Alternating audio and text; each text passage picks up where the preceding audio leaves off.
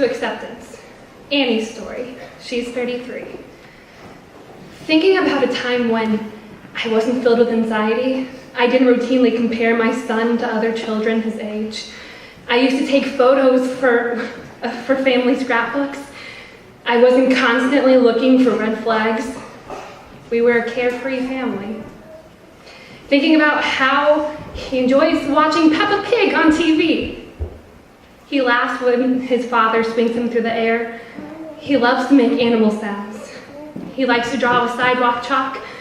He wraps his hands in my hair when we cuddle.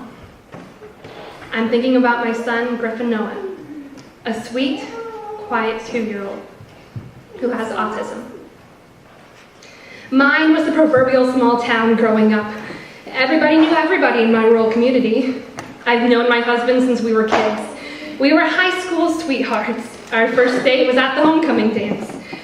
11 years later, we married.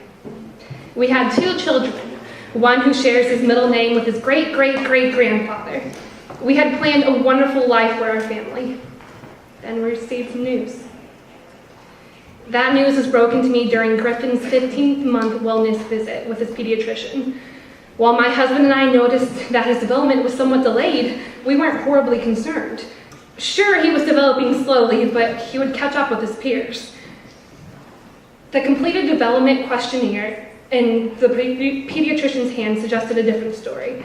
Griffin's inability to engage in a pretend play, his ritualistic behaviors, difficulties communicating, and problems connecting with others.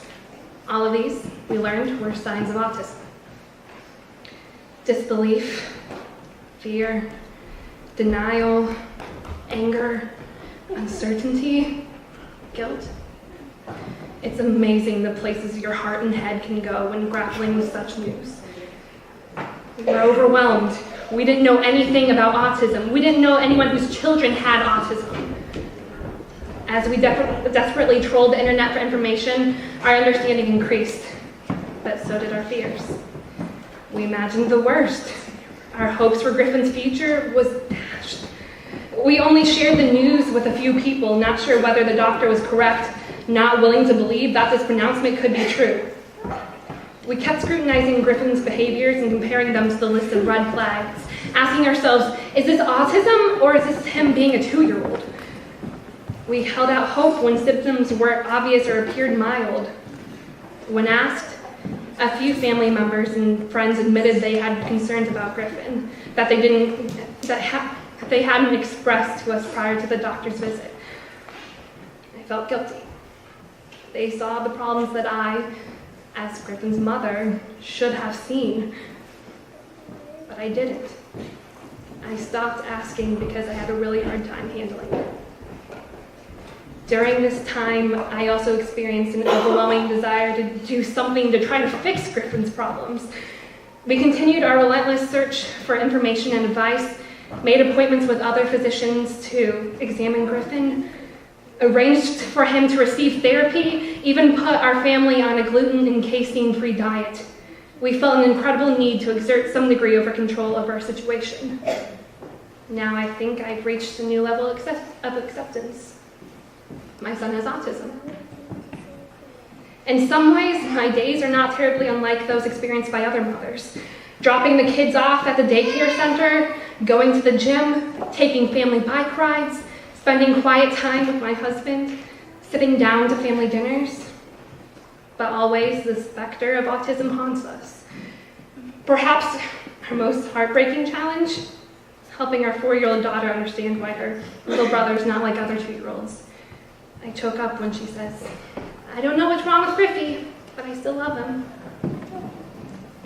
3 times a week, a therapist visits our home to work with Griffin. The part we visit must be fenced so he doesn't run off. We put a piece of bright tape across the end of our driveway to signal Griffin to stop so we won't run into the street. Public excursions made me anxious because people might notice Griffin is different and judge him for it. I'm also grateful. I'm grateful that Griffin's autism is mild and that he's making progress in his therapy sessions. As difficult as it is to adjust to an autistic child, our family does not face the same challenges as those whose children have more severe disabilities. While Griffin has difficulty communicating with others, and likes to do certain things certain ways. He doesn't get stuck performing behaviors and able to break free. And we can definitely see improvements in his ability to socialize and to adapt to unfamiliar environments. Our family and friends have been very supportive through this progress. For this, I am also grateful. Our parents spend time caring for both children and help Griffin learn to interact and feel comfortable in unfamiliar situations. Friends regularly ask about him and listen to my stories and concerns. I've also developed an informal network with other mothers who have children with autism. This perhaps is the most valuable therapy for me. These are the people who really know what it's like. They understand what I am feeling and thinking, the challenges I face, because they have been there themselves.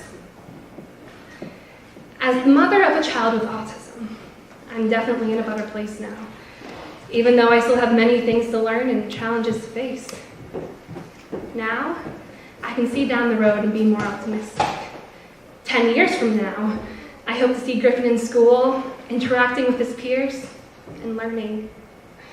I hope he'll be in a regular classroom instead of attending special education classes. Most of all, I hope that Griffin understands his disorder and is okay with it.